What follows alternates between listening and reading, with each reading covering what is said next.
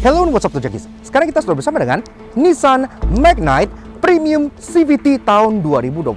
Dan mobil yang satu ini, selain dia menjadi SUV yang paling terjangkau di kelasnya di antara Toyota Race, Daihatsu Rocky, Kia Sonet, dan bahkan kembarannya sendiri yaitu Renault Kiger, mobil ini menawarkan sesuatu yang unik setelah kita coba hidup dengan beberapa hari gitu ya. Orang kan rata-rata mikir kalau Magnite itu kayak it's a Datsun gitu kan. Datsun berlogo Nissan gitu. Ternyata di balik semua itu ada hal yang cukup mengejutkan. Penasaran? Dan mungkin kalian ada yang bertanya, kok Lagnats ngupas Nissan Magnite lagi? Kan bukannya waktu itu udah pernah, memang kita udah pernah ngulas luar dan dalam di video yang satu ini gitu ya. Tapi kan waktu itu hanya review statis di dealer aja. Sekarang kita bawa test drive dan kayak yang kita bilang tadi, kita menemukan beberapa fakta yang mengejutkan dari si Magnite ini. So kayak apa sih yang kita maksud? Yuk kita kupas luar dan dalam. Start your engine.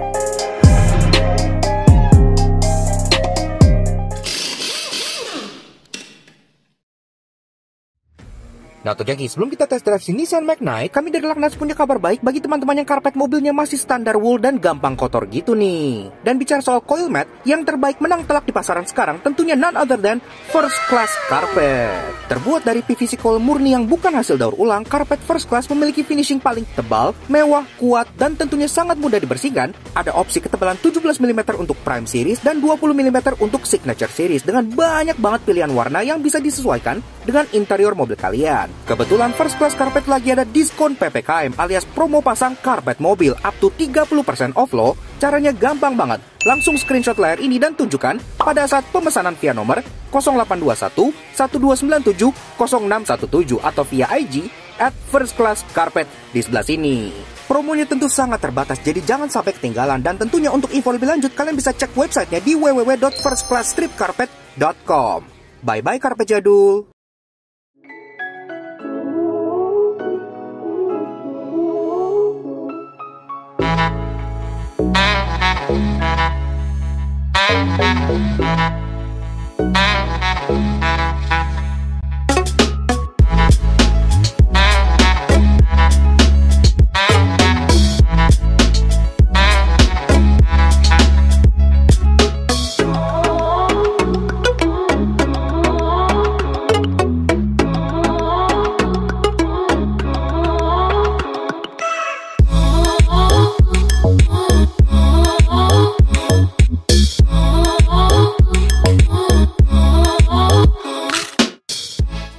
Nah, Tojangkis, waktu itu kan review lengkapnya udah. Sekarang saatnya kita fokus untuk test drive si Nissan Magnite ini. Kayak apa rasanya, se-refine apa, dan gimana performanya? Yuk kita bawa jalan, let's go!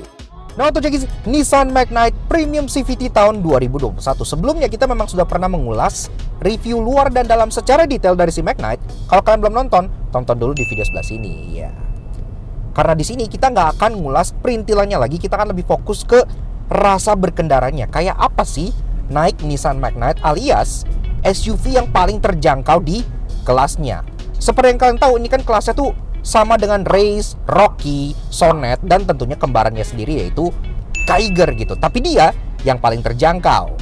Oke, kita bahas driving impressionnya mulai dari 3 hal positifnya dulu. Yang pertama-tama yang kita suka adalah performanya. Iya, ini sendiri mengandalkan mesin 1000cc turbocharge.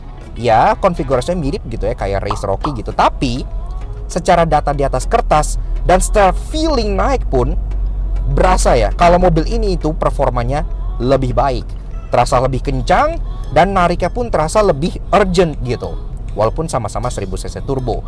Dan ini pun turbonya itu suaranya itu kayak turbo mesin diesel. Kalau yang kita narik dia tuh kayak kedengeran spooling, terus kalau kita lepas gitu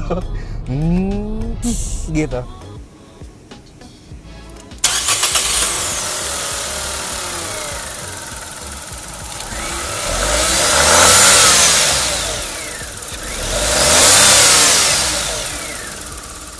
Nah, Tojangkis, untuk perusahaan dapur pacu, memang mesin dari si Magnite ini cukup unik ya, karena didevelop khusus di India via aliansi antara Nissan dengan Renault. Kodenya HRAO 1000cc inline 3 turbocharge, bertenaga 97 horsepower dengan torsi 160 Nm, yang dimake ke transmisi antara 5-speed manual atau Xtronic CVT berpenggerak roda depan.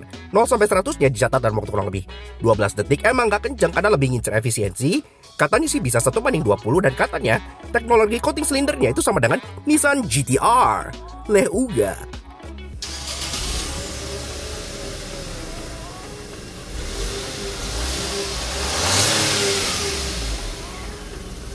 Jadi kayak menambah unsur bersemangat gitu dalam menyetir mobil ini gitu ya. Jadi memang soal performa, si Magnite ini yang terbaik di kelasnya. Bahkan dibandingkan dengan Kiger yang sama plug-plug ini performanya lebih baik. Mungkin karena Kiger lebih berat atau gimana, gue juga gak ngerti. Tapi ini best in class performance. Yang kedua adalah soal easy to drive-nya. Mobil ini diantara teman-temannya lagi-lagi, ini tuh yang paling terasa easy to drive gitu ya. Dia secara ukuran paling compact, secara visibilitas juga enak gitu, secara nyetir tuh bener-bener ya buat city driving, buat urban driving itu terasa gampang banget. Kalian mau emak-emak, mau anak kuliah, nyetir ini tuh terasa ya udah gampang aja gitu kan, no nonsense dan sangat-sangat mudah. Jadi enak kalau biasanya orang sebagai first car buyer beli Magnite itu kayak gak ngerasa kagok gitu ya. Ya seperti itulah, cukup oke.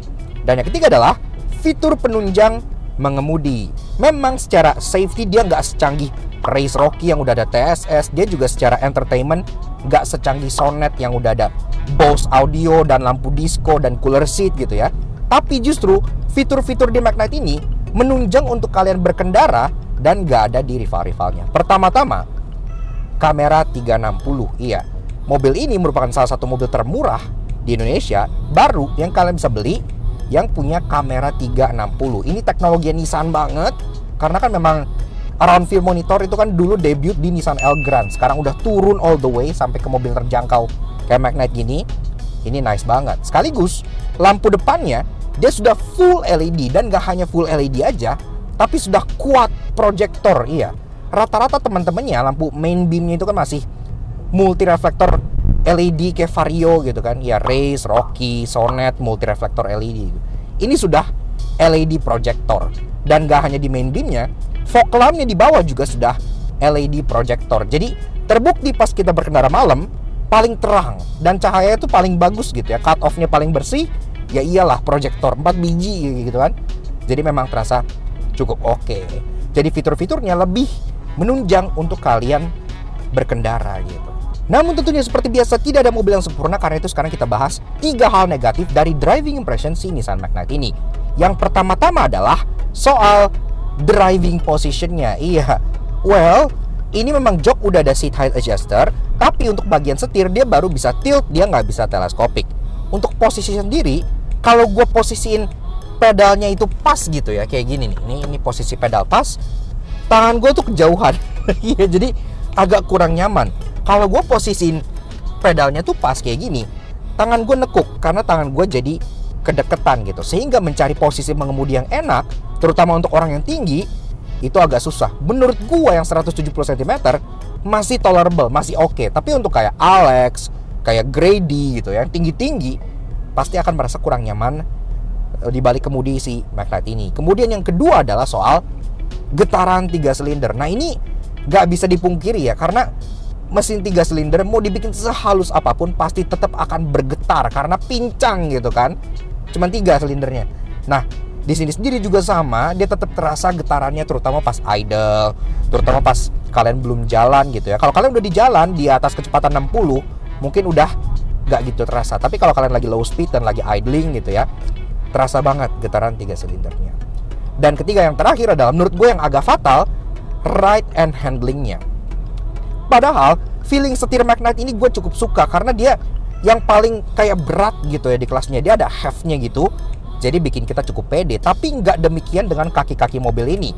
Kalau kita tikung-tikung mobil ini, dia limbung banget. Dia tuh kayak kepleset gitu, jadi bener-bener limbung. Karena kan memang dibuat tinggi, ground clearance juga 205 mm buat jalan-jalan India gitu kan. Makanya mobil ini rasanya kayak agak terombang-ambing. Bantingannya juga agak, maksudnya kayak, ya dia mencoba untuk menjadi stiff ala Eropa, tapi ketika kalian ketemu jalan yang bergelombang, dia agak kayak mental-mentul gitu. Jadi kayak agak kurang refine. Dan tentunya untuk dari kaki-kakinya sendiri, memang dari penggunaan ban dia kurang, let's just say kurang baik. Maksudnya kayak dia ban sendiri pakai merek India, MRF. Nothing against MRF gitu ya, tapi tipenya ini MRF Wanderer. Iya, makanya handlingnya jadi wandering around karena tipe bannya itu MRF Wanderer gitu ya. Jadi dan ini pun ban eco, di situ ada tulisannya eco tread gitu ya. Makanya ya soal handling dan ride can be better menurut gua sih. Kurang lebih begitu soal rasa berkendara gua dengan si Nissan Magnite ini. Tapi secara overall, kalau kalian mencari mobil yang buat daily, buat in the city, urban driving gitu-gitu ya, itu udah menurut gue oke kok gitu loh. It's untuk harganya itu oke gitu ya. Karena memang ini kan lagi-lagi kayak kita bilang, dia yang paling terjangkau di kelasnya. Jadi it's fine. Apalagi mobil ini tuh punya rahasia yang menurut gue agak unik. Sekarang dibanding gue ngebahas perintilan dan lain-lain, mendingan gue bahas apa yang sebenarnya ada di balik Magnite ini gitu. Ini belum pernah dibahas oleh reviewer lain gitu ya. Tapi gue merasa kalau mobil ini itu tidak terasa seperti Nissan, itu gue setuju. Banyak yang bilang kayak gitu ya. Dan juga ada yang bilang tidak terasa seperti Datsun, itu pun gue setuju. Karena ini ya enak kalau untuk ukuran Datsun gitu kan. The best Datsun, this is the best Datsun kalau emang Datsun. Tapi ini setelah gue coba, mulai dari feelingnya, visualnya, apa yang gue sentuh, apa yang gue lihat gitu ya, ini adalah sebuah Renault. Iya, jadi dibalik semua ini tuh terasa Renault banget. Gua kan sehari-hari pakai Renault, gua tahu karakter Renault itu kayak apa. Dan ini semua kebodohan dan semua keunikan Renault itu ada di sini gitu. Memang tidak terasa seperti Renault Captur gua yang global model gitu kan. Kalau ini terasa seperti Renault untuk negara berkembang macam Renault Triber, udah pernah kita review juga sebelah sini gitu ya. Atau Renault Climber sebelah sini gitu. Ya seperti itu, not bad ya, tapi memang budget European feeling ya. Jadi kenapa gue bisa bilang ini adalah Renault? Dari mana pot gitu kan? Ada orang-orang kayak gila lu, dari mana? Ini kan Datsun gitu kan.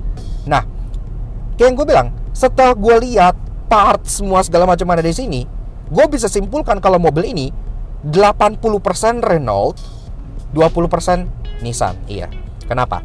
Gue akan bahas 10 hal yang menjadi dead giveaway kenapa mobil ini sebenarnya adalah sebuah Renault gitu ya. Yang pertama, setir ini adalah giveaway paling jelas gitu menurut gua. Kalau kalian lihat setirnya, ini setir yang plek-plek sama dengan yang ada di Renault Triber. Iya, benar-benar plek sama. Cuman ini udah dilapis kulit tentunya biar lebih premium dan logonya udah diganti Nissan. Tapi bentuknya masih sama, aksen silver masih sama, dan ini pun udah ada cruise control, di Triber nggak ada. Jadi tombolnya lebih lengkap. Tapi bentuk dan rupa ini setir punya Renault kekinian. Yang kedua adalah soal cruise control. Iya, si Magnite ini udah ada cruise control, tapi pengoperasian cruise controlnya lagi-lagi itu Renault banget. Rata-rata mobil kalau nyalain cruise itu kan tombol di setir gitu kan, atau kayak Toyota atau MG yang tuas di balik sini gitu kan. Nah ini sendiri memang untuk kayak cancel, resume, dan naikin turunin kecepatan itu ada di setir sini. Tapi untuk nyalain cruise-nya, dia ada tombol di bagian kanan sini untuk on dan off-nya. Dan tombol ini tuh persis 100% sama kayak yang ada di Captur gua. 100% sama. Tombol kotak persegi panjang yang ada kayak garis di tengah yang kayak huruf S gini. Persis plek-plek gitu ya. Jadi ini common parts dengan Renault yang global model. Jadi ini sangat meyakinkan kalau ini adalah sebuah Renault di baliknya gitu ya. Lanjut ke yang ketiga adalah soal lampu interior. Lampu interior di bagian depan sini, lampu kabin di bagian tengah, itu lagi-lagi plek persis yang ada di Captur gua. Dia ada 3 button di bagian depan sini, kayak ada reading lamp di kanan dan kiri, dan ada satu lagi di tengah yang untuk down light-nya gitu ya. Ini tuh persis plek dengan Renault yang ada di global model. Dan juga lampu kabin tengahnya itu lagi-lagi sama dengan Mika Suzu yang persis kayak Renault Captur gua. Lanjut ke yang keempat, engine start stop button dan toggle switches yang ada di bagian tengah. Ini engine start stop buttonnya itu lagi-lagi plek sama Renault Triber. Iya, yang ada efek diamond cut di bagian pinggirnya, fontnya sama, toggle switches di tengah yang untuk hazard, defogger, dan central locking pun sama persis gitu ya. Jadi ini common parts. Dan ngomongin soal toggle switch, kita lanjut ke hal yang kelima, yaitu soal hazard. Iya, kalau kita pencet di sini hazardnya, dia hazard segitiganya itu berkedip. Sekarang gua tanya, rata-rata mobil yang Asia gitu ya, Nissan, Datsun, itu hampir nggak pernah ngasih hazard yang kalau dipencet itu berkedip. Rata-rata ini kan standar mobil Eropa ya, yang kalau dipencet tuh kedip-kedip gitu. Dan di sini pun demikian. Dan menurut gua kalau mobil ini memang yang ngembangin itu Nissan atau Datsun, nggak mungkin ini tombol dipencet berkedip, itu hal yang impossible banget. Jadi lagi-lagi ini adalah sebuah Renault underneath. Lanjut ke yang keenam, maka kita bisa lihat di bagian door trimnya. Untuk bagian door opener bagian dalam sini, door handle gitu ya, ini lagi-lagi plug-plug common part dengan yang ada di Renault Triber. Begitu pula dengan window switches yang ada di sini untuk power window-nya, baik itu yang auto, yang enggak, sampai ke bagian window lock-nya, itu persis sama. Yang diganti cuman untuk bagian electric mirror setting di bagian depan sini, itu doang yang beda. Termasuk kalau kalian kunci, ini dia mekanisme kuncinya yang di sini ya. Ini juga sama persis dengan yang ada di Renault Triber gitu. Jadi bisa dibilang 80% door trim ini Renault semua gitu kan. Nah, lanjut ke yang ketujuh, kita beralih ke bagian infotainment. Memang secara skin UI gitu ya, ini udah bukan Renault banget. Tapi dan again kan gampang banget untuk ngubah skin dari ini. It's not hard work gitu. Tapi secara daleman, secara isi, lagi-lagi ini masih Renault banget. Karena di sini ada tulisannya Eco Driving yang kita pencet, yang ada pilihan di sini untuk beberapa kayak laporan perjalanan, eco scoring, yang ada bintang-bintang dan ada daun-daun skornya berapa, termasuk ada eco coaching atau pelatihan eco. Nah ini lagi-lagi ini sama banget dengan yang ada di Renault. Ini tuh sistemnya Renault gitu ya, yang ada eco coaching gini-gini tuh. Ini tuh sistemnya Renault. Di Captur gua ada, di Triber ada yang bisa nilai kayak berapa eco kalian gitu-gitu. Ini nggak ada di Nissan, nggak ada di Datsun, tapi ada di Renault. Jadi secara overall dari bagian infotainment ini, walaupun udah di reskin jadi ala Nissan, ini masih tetap menyimpan fitur dari Renault gitu yang nggak bisa mereka sembunyikan. Dan tentunya lanjut ke bagian ke-8, yaitu bagian speedometernya. Speedometernya ini juga sebenarnya rada-rada mirip dengan yang ada di Renault Triber. Ini kan varian yang atas gitu ya, yang dia full display. Memang agak nyaru, nggak terlalu mirip. Tapi kalau kalian lihat di bagian kanan dan kirinya untuk engine temperature sama untuk fuel gauge-nya, itu sama yang ada di Triber dan yang di Climber, yang modalnya tuh ngeblok kayak kotak-kotak ngisi gitu, yang terlihat seperti layar padahal bukan. Ini tuh cuman kayak display statik doang. Dan bahkan kalau kalian lihat Magnite yang tipe bawah, itu speedometernya persis kayak yang di Triber, sama gitu ya. Jadi walaupun dia udah ngeriskin speedometer ini supaya terlihat seperti ala-ala speedometer yang ada di Serena yang 3D gitu, tapi tetap di bawah ini terasa aura dari Renault-nya. Dan lanjut ke hal yang ke-9, masih soal di speedometer. Ini tuh menurut gua obvious banget, dead giveaway banget kalau ternyata programming di balik speedometer ini masih berupa programming dari Renault. Kenapa? Kalau kalian ninggalin kunci, bukan ninggalin, kalau kalian mesin nyala, kunci kalian bawa keluar, bawa lari gitu ya jauh, otomatis kan dia ada warning gitu kan. Dan warning itu tulisannya adalah key card not detected. Iya, jadi itu jelas banget. Kenapa? Karena kuncinya, walaupun dia sudah diganti kunci ala Tamagotchi kayak Nissan yang seperti ini kan, kunci Nissan sejak zaman kapan kan udah pakai kunci kayak gini, tapi tulisannya masih key card not detected. Kenapa? Karena Renault itu menyebut kunci mobil dari mereka, smart key-nya, sebagai key card. Iya, jadi Renault itu kan memang kuncinya itu berupa kartu, dia kayak tipis kayak gini, kayak kotak. Makanya sebutannya itu smart key card. Sedangkan entah mereka lupa ganti gitu ya, jadi misalnya key fob is missing, rata-rata biasanya key fob is missing gitu kan. Jadi di sini kalau kalian bawa kunci Tamagotchi ini kabur keluar, tulisannya masih key card is missing. Itu kurang jelas apa lagi kalau programmingnya masih merupakan programming asal Renault yang kuncinya keycard kayak gini gitu ya. Dan yang terakhir, yang ke-10 adalah soal keeropaan pada saat kalian lagi mau keluar dari mobil ini. Kayak yang kalian tahu, mobil Eropa itu biasanya kalau kalian matiin engine-nya, kalian matiin gitu ya, kalian parkir, udah matiin semua gitu, dia head unit, speedometer itu nggak langsung mati. Jadi semuanya itu masih nyala sampai the moment kalian buka pintu driver, baru tuh head unit mati, speedometer pun ikut mati gitu. Rata-rata memang seperti itu. Dan di mobil ini juga sama, kalau kalian matiin, ini head unit segala macam itu belum mati sampai kalian buka pintu ini baru deh dia akan mati. Bahkan dalam keadaan lagi mati, pintunya dibuka, kalian masih bisa ngelipet electric mirrornya. Itu juga salah satu safety yang ada di mobil Eropa gitu ya. Jadi dia nggak fully cut off semua, kalian tetap masih bisa nge-retract mirrornya dalam keadaan mobil lagi mati gitu. Jadi lagi-lagi mobil ini, walaupun banyak yang bilang it's a Datsun gitu ya, gue berani bilang ini 80% Renault. Partnya Renault, ini rata-rata switches, semua segala macam Renault. Kebodohan dan keunikan Renault, cruise control di sini pun seperti Renault. Bahkan disebut key-nya itu sebagai key card juga Renault gitu ya. Jadi it's not a Nissan, it's not a Datsun, it's a freaking Renault. Walaupun memang kayak yang gue bilang, bukan Renault yang global model feelingnya. Ini kayak Renault untuk emerging market seperti Triber dan Climber gitu. But nonetheless, ini terasa Eropa berkat ke Renaultan itu gitu. Ya, jadi gimana menurut kalian? Setelah melihat fakta-fakta yang gue listin tadi, pastinya pandangan kalian terhadap Magna itu jadi berubah dong. Yang tadinya ngira kayak, oh ya, it's a Datsun, it's a Nissan. Ternyata dibalik semua ini adalah Renault. Dan menurut gue cukup bikin kaget adalah Kiger tuh keluarnya telat dibanding ini gitu. Jadi strategi marketingnya tuh cukup unik.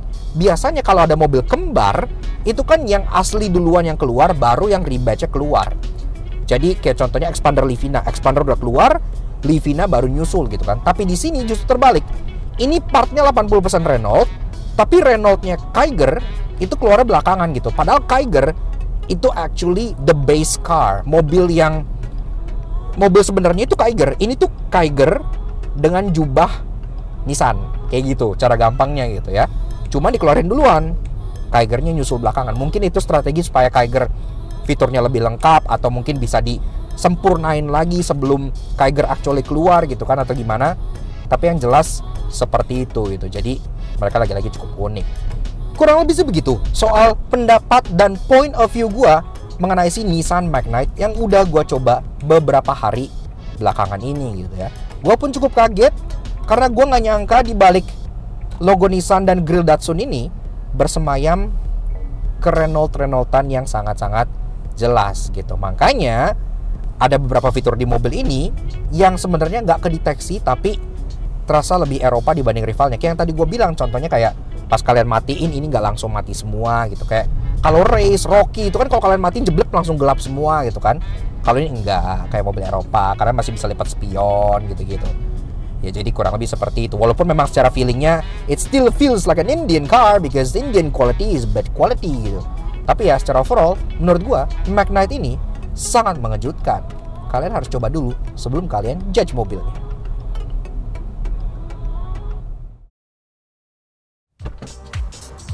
Yaks. Oke. Nah, jadi kurang lebih begitu aja sedikit fun drive kita bersama si Nissan Magnite Premium, atau mungkin shall we call it Renault Magnite from now on gitu ya. Karena seperti yang gue bilang tadi, di balik jubah Nissan, logo Nissan dan grill Datsun ini bersemayam sebuah Renault yang terasa sangat Eropa banget gitu. Memang Renault yang lebih untuk negara berkembang gitu ya, macam Triber ataupun Climber gitu. Bukan Renault yang asli dari Eropa sana seperti Capture atau kayak Clio gitu-gitu. But still, ini mobil jadi punya aura-aura Eropa yang justru nggak bisa ditemui di beberapa rivalnya yang berasal dari Asia seperti Race, Rocky, dan Sonet. Dan makanya kita juga dari video ini belajar untuk tidak menilai buku dari sampulnya. Iya, karena yang kita bilang, orang kan banyak yang bilang selama ini kayak, oh it's just a Datsun, it's just a Datsun gitu kan. Ternyata di balik semua itu, setelah kita coba, mobil ini pun punya hal-hal yang cukup mengejutkan seperti itu. Makanya kita juga pengen kasih special thank you dan shout out ke Mas Julian dan Mas Jethro dari Nissan Indonesia yang udah ngizin kita untuk ngulas si Nissan Magnite ini di Laknats. Dan tentunya thank you banget ke kalian semua yang udah nonton. Kalau kalian suka dengan karya kami, kenapa nggak kalian support kami juga dengan cara subscribe ke YouTube channel kami Laknats Soto Jangki.